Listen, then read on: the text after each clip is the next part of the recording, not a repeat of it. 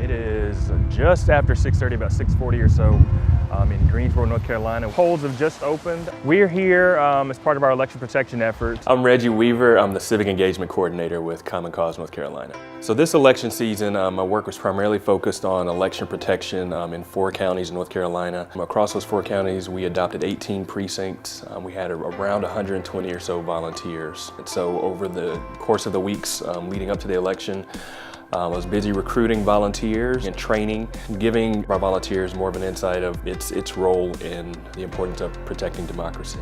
So there were several parts to the recruitment process. We have something of a base of followers within that region who've either signed on the mailing list or maybe have been a part of some of our statewide work around gerrymandering reforms. Beyond that though, what was really important for us this year, especially in the Triad region, was to also use this as an opportunity to really begin to build more of a base in that region.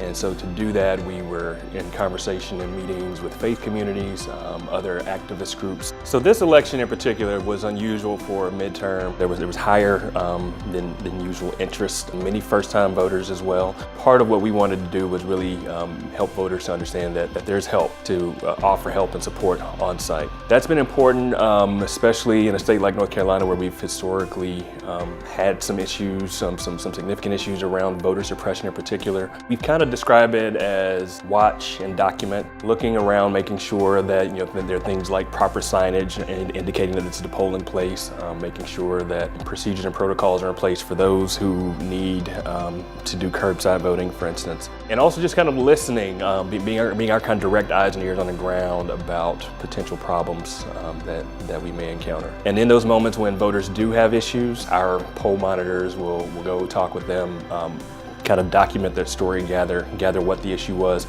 as well as directing them to help through our voter engagement hotline. That is probably the key function where, unfortunately, if a voter does encounter issues, really connecting them to the help they need to be able to get that issue resolved as quickly as possible. So moving forward, one thing that we in North Carolina will be facing moving forward that is going to create some new challenges for voters is that we have just as a state voted to approve a constitutional amendment requiring photo ID.